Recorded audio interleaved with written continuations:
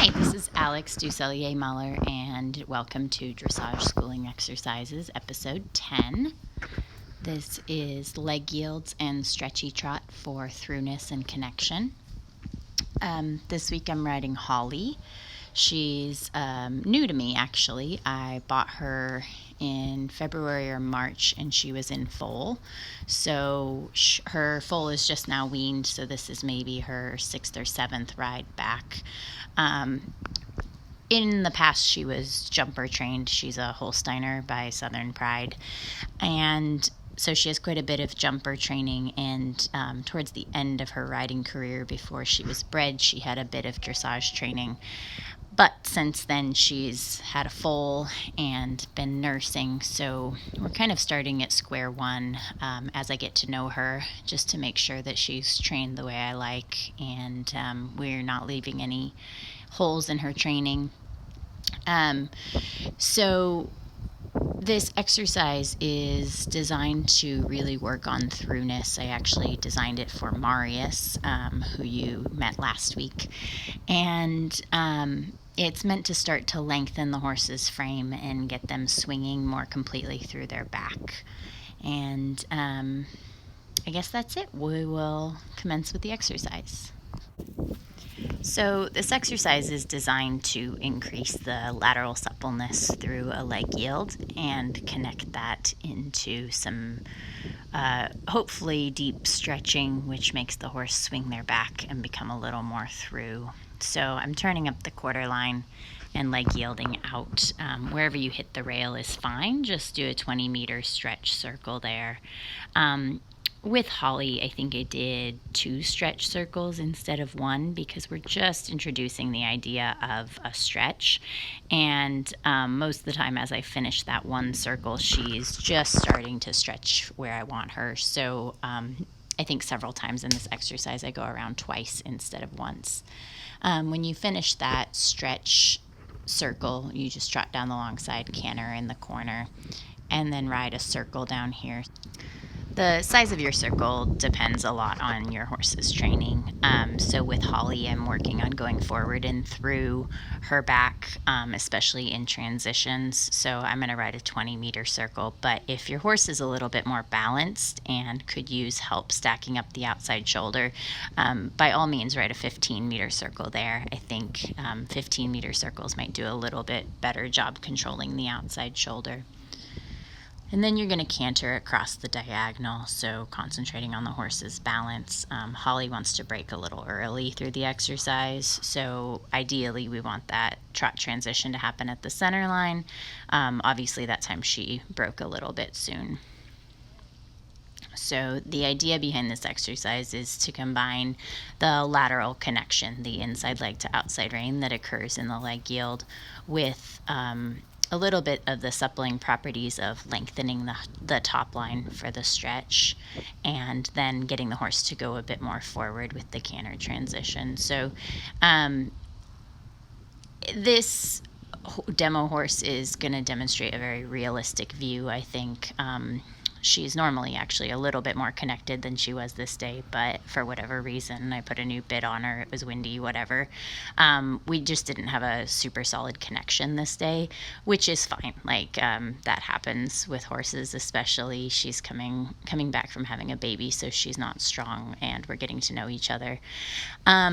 So I like to include the stretchy trot in the center of the exercise because I think it's one of the most underutilized movements to get a horse swinging through its back.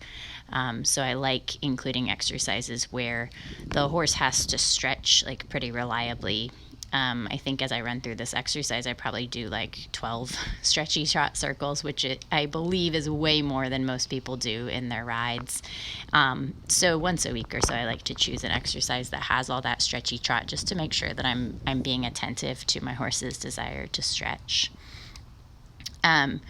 You can see Holly's connection issues present in the up and down transitions in the canter. I've actually never retrained a jumper trained horse before. I've done polo ponies and all sorts of other Western disciplines, but it's been interesting getting to know her because while she's quite trained, like she's very broke, I find her like almost too responsive for dressage, which sounds like a funny thing to say because most of the time we talk about dressage horses being so responsive, but her transitions are quite abrupt. She wants so badly to be obedient and to do exactly what I want that she's quick to like zoom off in front of me and not accept the leg, or to slam on the brakes when she feels me give a half halt. So as we've gotten to know each other over the past week or so, we've kind of been feeling each other out about what a half halt is. Like I need to be able to rebalance and put my leg on, and without her slamming on the brakes. So just a little tangent there. If your horse does what Holly's doing in these canter transitions and gets a little hollow, you can cut the corner and leg yield out. I didn't put that on her today or this day. I just, I'm working a lot on her fitness, and I can tell these dressage exercises are a bit new for her, so I'm being pretty careful of her brain. But over the next few weeks, my plan would be to leg yield more into those canter transitions and go a hair more forward and see if she doesn't stay more connected.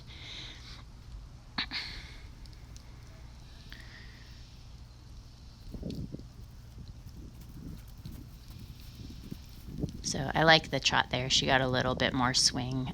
She's lovely and responsive laterally. Just a super eager to please mare. And what I like is a few times through this exercise, she starts to reach down. And actually, this was the first day I'd gotten any real stretch from her, so that was kind of exciting. Obviously, the stretch should ideally come from the leg to the hand. But honestly, I think it's a little bit idealistic to think that you can just push your hands forward and the horse will follow. Obviously, a well-trained horse will, but as you're teaching a horse to stretch, you do need to do a good job of keeping the bit in the corners of the mouth. A lot of people just drop the reins and hope for the best, but the rider needs to be a pretty active participant in asking the horse to bend and reach down.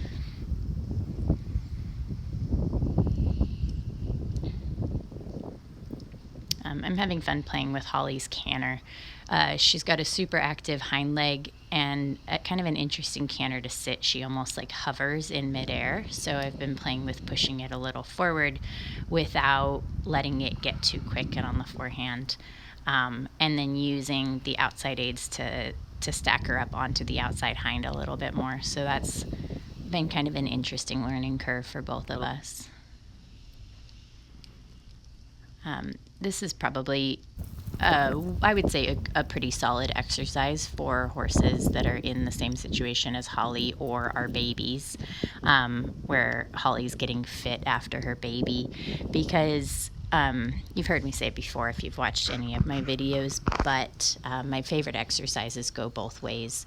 So I like that I can run through this exercise and stop at any moment, and I know that it's a fairly complete workout in terms of going both directions, addressing the bend, addressing the stretch, and going through 2 paces. Sorry, we had a little video glitch there. But in terms of exercises, I like to choose one that has transitions. Obviously, you probably all know that by now, and goes both ways. And this exercise has the added benefit of having a little bit of a leg yield. So you can make this exercise much harder by doing steeper leg yields. I think next time I do it with her, I'll add a 10-meter circle left right there, so making her rebalance and soften to the new inside rib cage after the down transition. And you can do things like that, obviously, like just add in and change whatever you need to get the most out of this. Hopefully next time you see Holly, we'll have a little bit more solid connection, but enjoy this exercise. Keep thinking about pushing those horses really long in the top line on those stretch circles, and I will talk to you next time. Thanks.